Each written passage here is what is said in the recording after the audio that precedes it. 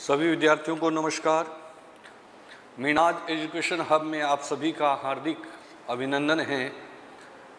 Topic जो हमारा चल रहा है सल्तनत काल, इसमें आखिरी वंश पढ़ने जा रहे हैं जिसका नाम है लोधी वंश। और लोधी वंश के जो पहले राजा थे उन्हीं का नाम हमें मिलता है बहलोल लोधी। बहलोल लोधी की अगर हम बात करते हैं तो 1451 से लेकर के और 1451 से लेकर के और 1489 तक शासन किया था। 1489 तक जो शासन कर रहे थे वो कौन थे, तो उन्हीं का नाम हमें जो है बहलोल लोधी जो है वो प्राप्त होता है। बहलोल लोधी के बारे में हमने थोड़ा सा जो है वो देख लिया था। वैसे एक इतिहासकार हमें मिलते हैं जिसका नाम हमें मिलता है आर त्रिपाठी।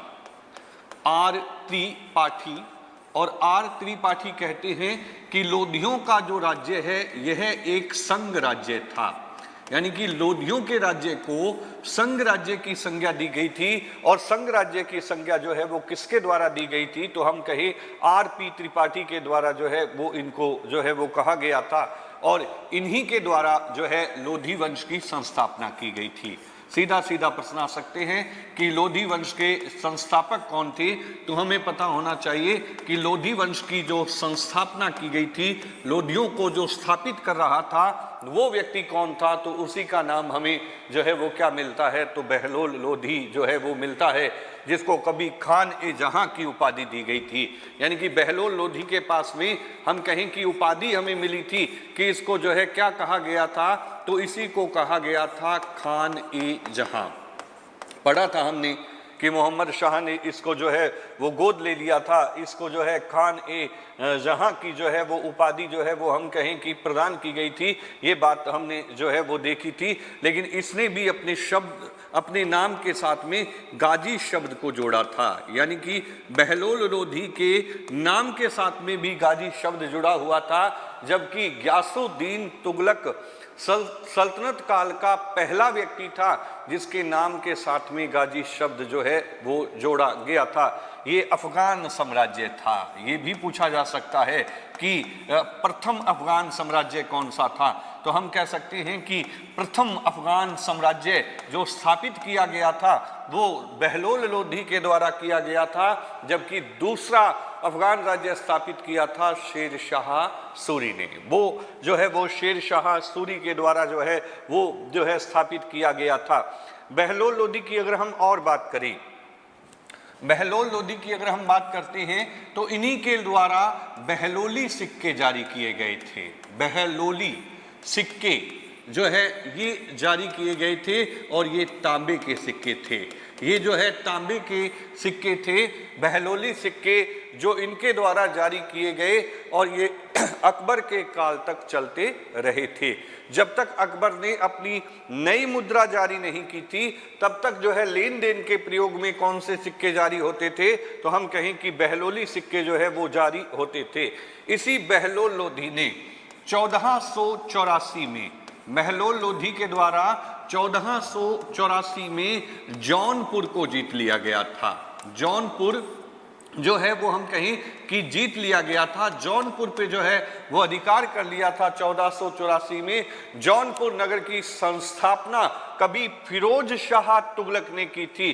फिरोज शाह तुगलक के द्वारा जो है वो हम कहें कि इसकी जो है संस्थापना की गई थी और जौनपुर को जीत करके यहाँ का प्रशासक बनाया गया। यहाँ का जो प्रशासक बनाया गया था उसी का नाम हमें मिलता है बारबक शाह। बारबक शाह जो है वो पुत्र थे बहलोल लोधी के और इनको जो है यहाँ पे हम कहें कि प्रशासक जो है वो बना दिया गया था। यहाँ पे जो है प्रशासक बना दिया गया। जौनपुर नगर जो है वो जीत लिया था और बहलोल लोधी ने अपना अंतिम आक्रमण, बहलोल लोधी ने अपना अंतिम जो आक्रमण किया था वो इन्होंने किया था ग्वालियर पर। ग्वालियर के ऊपर इन्होंने अंतिम आक्रमण किया था। इस वक्त यहाँ के शासक जो है वो कीर्ति सिंह थे। कीर्ति सिंह को जो है वो हम कहें कि पराजित कर दिया गया था और पराजित जो है वो किया था बहलोल लोधी ने। मोटी मोटी बातें हैं इनके बारे में, ज़्यादा जो है वो हमें कोई इनके बारे में ज़्यादा जानकारियाँ हमें जो है वो उपलब्ध नहीं होती हैं। प्रश्न आ सकता है कि संघ राज्य किस राज्य को कहते हैं, तो लोधी काल को जो है वो हम कहें संघ राज्य कहा गया है। आर.पी. त्रिपाठी इनका पूरा नाम था, इनके द्वारा जो है ये बात कही गई थी। इसके बाद हम कहें लोधी वंश की जो संस्थापना की थी वो किसने की थी? बहलोल लोधी ने 1451 से लेकर के 1489 तक इन्होंने शासन जो है वो किया था। उपाधि इनके पास थी खान ए जहां। खान ए जहां की उपाधि मिली हुई थी। गाजी शब्द इन्होंने अपने नाम के साथ में जो है वो जोड़ दिया था। इनके द्वारा बहलोली जो है सिक्के जारी किए गए थे। कभी पूछा जाए बहलोली सिक्के किस चीज के, किस धातु के बने होते थे, तो हम कहेंगे कि तांबे के सिक्के होते थे और ये तब तक चलते रहे थे जब तक अकबर ने अपनी मुद्रा प्रणाली को सही से व्यवस्थित नहीं किया था। 1484 में जौनपुर नगर जीत करके यहाँ का प्रशासक अपने बेटे को बनाया जिसका नाम था बारबक, और इन्होंने अपना अंतिम आक्रमण किया था ग्वालियर के ऊपर। आगे बढ़ते हैं। बहलोल लोधी की अगर हम और बात करें, एक पुस्तक मिलती है अब्दुल्ला खां की जिसका नाम हमें मिलता है तारीख ए दाऊदी। तारीख ए दाऊदी।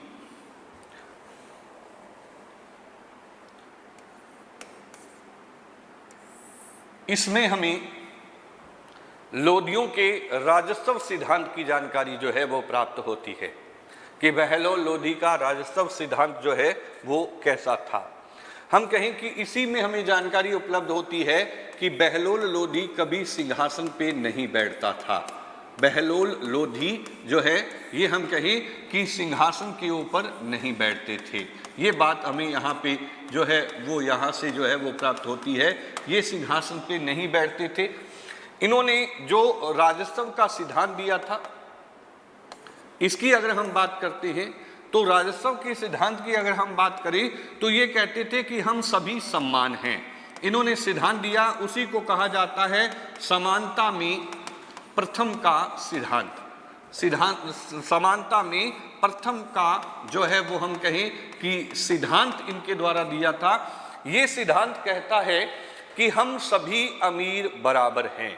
यानी कि उस टाइम में जो पावरफुल इनके सामंत होते थे जिनको उस टाइम अमीर कहा जाता था, हम कहें कि ये कहते थे कि हम सभी अमीर क्या है, बराबर हैं, लेकिन सम्मान हैं, लेकिन मैं तुम में उसमें क्या हूं, प्रथम हूं। ये सिद्धांत दिया था। ये कभी सिंहासन पे नहीं बैठते थे। कहते हैं कि अपने अमीरों के साथ में नीचे जो है गलीचे के ऊपर ही बैठ जाते थे। अपने गलीचे के ऊपर नीचे बैठ जाते थे। अगर कोई इनसे नाराज अमीर ये कहता था कि आपकी राजस्व व्यवस्था, आपका राजस्व सिद्धांत अच्छा नहीं है, तो ये कहते थे कि आप फिर खुद जो है शासक बन जाइए। यानी कि एक प्रकार से राजपद की गरिमा जो है वो समाप्त हो गई थी। राजपद की जो गरिमा थी वो समाप्त हो गई थी। इनका अपने अमीरों के ऊपर नियंत्रण नहीं था। अपने अमीरों के ऊपर इनका जो है अपना नियंत्रण जो है वो नहीं था। राजपद बहुत नीचे तक जो है वो आ गया था। ये चीजें हमें जो है वो हम कहे मिलते हैं। इसने कभी अपने जो उलेमा थे, बहलोल लोधी कहता था कि हम सभी खुदा के बंदे हैं। ये बात उलेमाओं को कहने वाले भी जो शासक मिलते हैं वो कौन थे, तो वो हमें जो है वो बहलोल लोधी मिलते हैं। बस याद रखना कि समानता में प्रथम का सिद्धांत किस शासक के द्वारा दिया गया था, तो ये सिद्धांत बहलोल लोधी के द्वारा जो है दिया गया था। ऐसा शासक जो जमीन पे बैठ जाता था, सिंहासन पे नहीं बैठते थे, वो कौन थे, तो वो भी हमें जो है वो बहलोल लोधी जो है वो मिलते हैं। आगे देखिएगा। बहलोल लोधी की जब मौत हो गई थी तो इनके बाद जो अगले शासक बने थे उन्हीं का नाम हमें मिलता है सिकंदर लोधी। सिकंदर लोधी जिन्होंने शासन किया था 1489 से लेकर के 1517 तक। 1489 से 1517 तक जो हम कहें कि शासन कर रहे थे वो व्यक्ति कौन थे, तो वो हमें जो है वो मिलते हैं कौन, तो सिकंदर लोधी। लोधियों के अंदर सबसे अच्छे शासक सिकंदर लोधी थे। यानी कि 3 शासक हमें विशेष तौर पे पढ़ना है। पहले हम पढ़ चुके हैं बहलोल लोदी, बहलोल लोदी के बाद उनके पुत्र सिकंदर लोदी, और उसके बाद में यहाँ के अंतिम शासक पढ़ेंगे जो इन्हीं के पुत्र थे, जिसका नाम था इब्राहिम लोदी। लेकिन अभी हम सिकंदर लोदी की अगर हम बात करें तो यह गुलरुखी के नाम से कविता लिखते थे। गुलरुखी के उपनाम से या गुलरुखी के नाम से जो कविता लिखता था वो शासक कौन था? तो हमें पता होना चाहिए कि गुलरुखी के नाम से जो कविता लिखते थे वो व्यक्ति कौन थे, तो उनका नाम हमें जो है सिकंदर लोदी प्राप्त होता है। फिर कभी हमसे पूछा जाए कि शहनाई सुनने का शौकीन कौन था, शहनाई सुनने के शौकीन कौन थे, तो भी हम कहेंगे कि शहनाई सुनने का जो शौक रखते थे वो भी कौन थे, सिकंदर लोदी थे। फिर हमसे पूछा जाए कि शहनाई सुनने का शौकीन था ऐसा व्यक्ति जो दाढ़ी मूछ नहीं रखता था, यानी कि दाढ़ी मूछ नहीं रखते थे, क्लीन शेव रहने वाले शासक कौन थे, तो भी हम कहेंगे कि वो कौन था, तो वो भी हम कहें कि हमें सिकंदर लोदी जो है वो मिलता है। दाढ़ी मूछ जो है वो नहीं रखते थे, क्लीन शेव रहते थे अपने आप को सुंदर दिखाने के लिए। तो ये 3 बातें हमें पता होनी चाहिए, ये पूछी गई बातें हैं। गुलरुखी के नाम से कविताएं लिखने वाले कौन थे, तो हम कहें कि सिकंदर लोदी। फिर हमसे पूछा जाए कि शहनाई सुनने का शौक किसको था, तब भी हम कहेंगे कि सिकंदर लोदी था। कोई हमसे पूछा जाए कि इसने जो है दाढ़ी मूछ नहीं रखी थी वो शासक कौन थे, तब भी हम कहें कि यही थे। फिर नोट में हमें पता होना चाहिए कि सिकंदर लोदी जो है लोदियों के सबसे अच्छे राजा थे। इन्होंने गुप्तचर व्यवस्था को मजबूत कर दिया था। गुप्तचर जो व्यवस्था थी इसको इन्होंने जो है मजबूत कर दिया था और अपने अमीरों के ऊपर नियंत्रण स्थापित किया। यानी कि जो बहलोल लोदी के समय अमीर जो है वो हम कहें कि नियंत्रण में नहीं थे, बहलोल लोदी तो उनके साथ में नीचे बैठता था, लेकिन सिकंदर लोदी ने ऐसा नहीं किया। ये सिंहासन के ऊपर बैठते थे और अपने अमीरों के ऊपर, सामंतों के ऊपर इन्होंने कठोर नियंत्रण जो है स्थापित कर दिया था।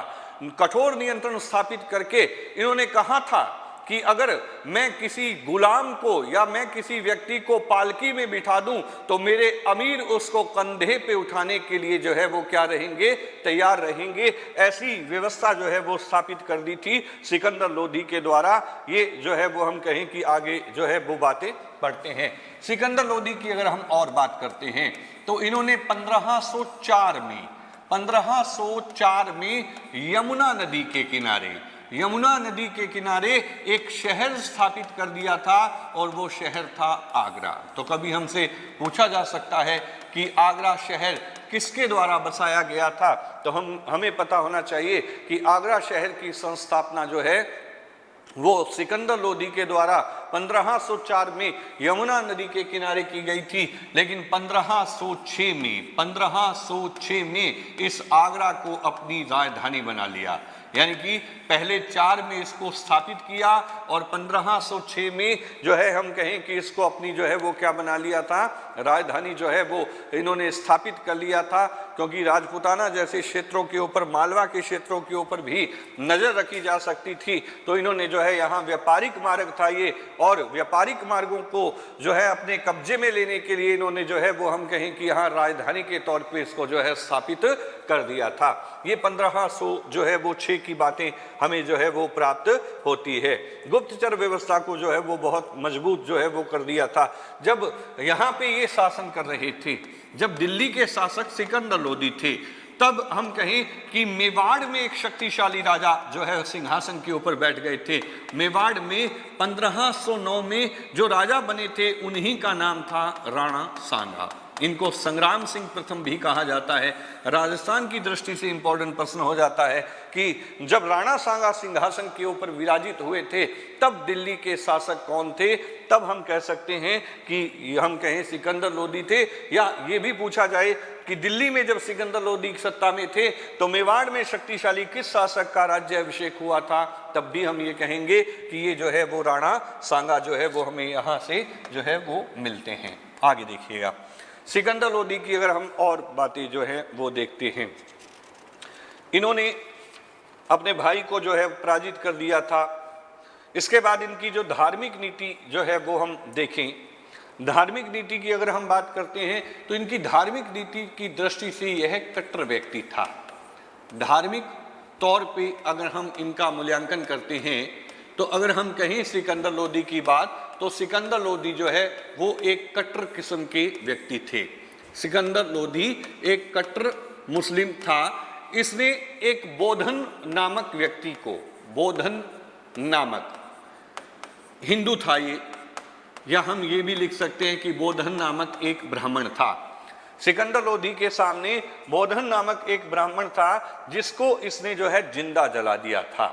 इसने जो है इसको क्या कर दिया था, तो हम कहें जिंदा जो है वो जला दिया था, क्योंकि इस व्यक्ति ने ये कह दिया था कि हिंदू और मुस्लिम दोनों धर्म बराबर हैं। हिंदू और मुस्लिम दोनों ही धर्म क्या हैं, सम्मान हैं। ऐसी बात जो है वो कह दी गई थी बोधन के द्वारा। तो इसको जो है वो हम कहें कि जिंदा जो है वो हम कहें कि जला दिया था। और इसी ने ज्वाला माता के मंदिर को तोड़ दिया था। ज्वालामुखी का जो मंदिर था ये जो है वो हम कहें कि तोड़ दिया था। मंदिर की मूर्ति को तोड़ के उसके जो अवशेष थे उससे मांस तोला जाता था, यानी कि मांस जो है वो तोला जाता था। इस दृष्टि से हम कहें कि कट्टर मुस्लिम थे और इन्होंने जो है हिंदू धर्म के विरुद्ध भी जो है वो हम कहें कि अच्छा सम्मान नहीं था। इन्होंने संगीत के ऊपर ग्रंथ लिखा था। संगीत की बात करते हैं तो संगीत के ऊपर इन्होंने एक ग्रंथ लिखा था जिसको कहते हैं लज्जत ए सिकंदरी। लज्जत ए जो है सिकंदरी जो है वो ग्रंथ लिखा गया था। ये संगीत के ऊपर लिखा गया ग्रंथ इन्हीं के टाइम में था। इन्हीं के द्वारा भूमि का माप करवाने के लिए, भूमि का जो है माप करवाने के लिए एक गज बनवाया गया था और उसको कहते हैं सिकंदरी गज, यानी कि इलाही गज से पहले अकबर के समय तक भूमि को नापने के लिए जिस गज का प्रयोग किया जाता था उसका नाम था सिकंदरी गज। सुनिएगा, अब हमसे पूछा जाए कि एक हिंदू ब्राह्मण को जिंदा जलाने वाले दिल्ली सल्तनत के कौन से राजा थे, तो हम कहेंगे सिकंदर लोधी। किसको जलाया था, तो बोधन नामक ब्राह्मण थी जिनको हम कहें कि जिंदा जो है वो जला दिया था, क्योंकि उन्होंने कह दिया था कि हिंदू और मुस्लिम धर्म दोनों ही जो है वो क्या हैं, हम कहें कि बराबर समझे हैं, ऐसा जो है वो ऐसा कहा गया था। वैसे भी और भी इन्होंने धार्मिक दृष्टि से जो है कठोर प्रतिबंध लगा दिए थे। मुस्लिम महिलाओं को पीरों की मज़ारों के ऊपर जाने से जो है वो रोक दिया था। ये साथ में जुड़ती हुई बातें हैं। लेकिन हम कहें कि इसने ज्वाला माता के या ज्वालामुखी मंदिर को तोड़ करके उनकी जो मंदिर की मूर्ति थी उसको पत्थर को तोड़ के जो है उससे मांस जो है वो तोला जाता था। फिर हम कहें संगीत के ऊपर इसने ग्रंथ लिख दिया था लज्जत ए सिकंदरी, जो हमें जो है वो मिलता है। और भूमि का माप करवाने के लिए, भूमि को नापने के लिए इसने एक गज स्थापित किया था जिसका नाम था गज ए सिकंदरी। ये अकबर के काल तक चलता रहा, लेकिन बाद में अकबर ने आकर के अपना नया गज स्थापित कर दिया था जिसको कहते हैं गज ए इलाही। और इसकी मौत हो गई थी 1517 में। 1517 में इसकी जो है वो हम कहें कि मौत हो गई थी। फिर अगले जो शासक बने उसी का नाम हमें मिलता है इब्राहिम लोधी। इब्राहिम लोधी, इब्राहिम लोधी ने शासन किया था 1517 से लेकर के 1526 तक। इनका 2 बार राज्याभिषेक हुआ, 2 बार राज्य अभिषेक हुआ था। ये पूछा जाए हमसे कि 2 बार राज्य अभिषेक जो है वो किस लोधी शासक का हुआ था, तो वो इब्राहिम लोधी था। इसने अपने भाई को पराजित किया था जिसका नाम था जलाल खां। जलाल खां इसके जो है वो भाई थे और इनको जो है वो हम कहें कि पराजित कर दिया गया था और सत्ता जो है हम कहें इब्राहिम लोधी के हाथ में जो है वो आ गई थी। इब्राहिम लोधी जब यहाँ पे शासन कर रहे थे तो इधर जब राजस्थान की बात करते हैं तो मेवाड़ में जो शासक थे वो, जैसा मैंने आपको बताया था कि उसका नाम हमें मिलता है राणा सांगा। और राणा सांगा शासन कर रहे थे 1509 से लेकर के और 1527 तक, यानी कि 28 में मौत हुई थी राणा सांगा की और यहाँ 27 तक जो है वो शासन कर रहे थे। इन दोनों के संबंध अच्छे नहीं थे क्योंकि मेवाड़ और दिल्ली की सीमाएं आपस में टकरा रही थी। एक शक्तिशाली शासक के तौर पे राणा सांगा जो है वो उभर रहे थे और उनकी बढ़ती हुई शक्ति का दमन करना चाहता था कौन? इब्राहिम लोधी। तो 1517 में इन दोनों के बीच में एक युद्ध लड़ा गया था और उसी को कहते हैं खातौली का युद्ध। खातौली का जो है वो हमसे पूछा जाए युद्ध जो है कब हुआ था, तो 1517 में एक तरफ इब्राहिम लोदी थे और दूसरी तरफ मेवाड़ के राणा थे जिसका नाम था राणा सांगा। दोनों के बीच में यहाँ पे युद्ध लड़ा गया, लेकिन राणा सांगा ने इब्राहिम लोदी को क्या कर दिया? पराजित कर दिया और खातौली का युद्ध जो है वो राणा सांगा जीत गए। खातौली बूंदी का क्षेत्र था, लेकिन वर्तमान में जो है ये कोटा में आता है। इब्राहिम लोदी पराजित हुए तो अपनी हार का बदला लेने के लिए उन्होंने फिर आक्रमण किया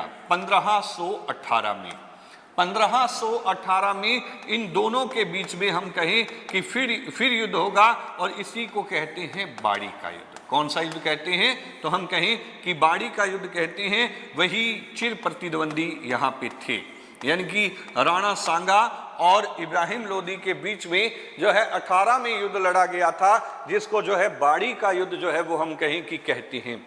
बाड़ी का युद्ध कहते हैं। यहाँ पे जो है इस युद्ध में भी इब्राहिम लोदी जो है वो पराजित हो गए थे और इस युद्ध को भी किसने जीत लिया था? राणा सांगा ने। यानी कि 2 बार आमना सामना हुआ राणा सांगा और इब्राहिम लोदी के बीच।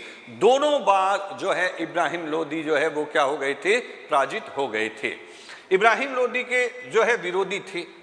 इब्राहिम लोदी के 2 विरोधी हमें जो है वो विशेष तौर पे जो है वो देखने हैं। एक हमें मिलता है दौलत खां लोधी, और दूसरा इसका जो विरोधी था उसका नाम हमें मिलता है आलम खां लोधी। ये 2 विरोधी थे और ये आलम खां तो इब्राहिम लोदी के क्या थे? चाचा थे। और यह पंजाब का सूबेदार था। इन दोनों की इब्राहिम लोदी के साथ नहीं बनती थी। दोनों ही इब्राहिम लोदी को सिंहासन से हटाने का षड्यंत्र रचते थे और इन दोनों ने मिलकर के जो है एक व्यक्ति को युद्ध के लिए आमंत्रित किया था और उसी का नाम हमें मिलता है बाबर उस टाइम जो है हम कहें काबुल के शासक थे। बाबर के साथ में इन दोनों ने संधि की और इन दोनों ने मिलकर के बाबर को युद्ध का निमंत्रण दिया कि आप भारत पे आक्रमण कीजिए, जितना भी धन लूटना है आपको यहाँ से जो है वो लूट लीजिए और जाते वक्त भारत का साम्राज्य हमें दे दीजिए। ये संधि हो गई बाबर और हम कहें दौलत खां लोदी और आलम खां लोदी के बीच में, और इसी संधि के अनुसार बाबर ने भारत के ऊपर जो है आक्रमण कर दिया।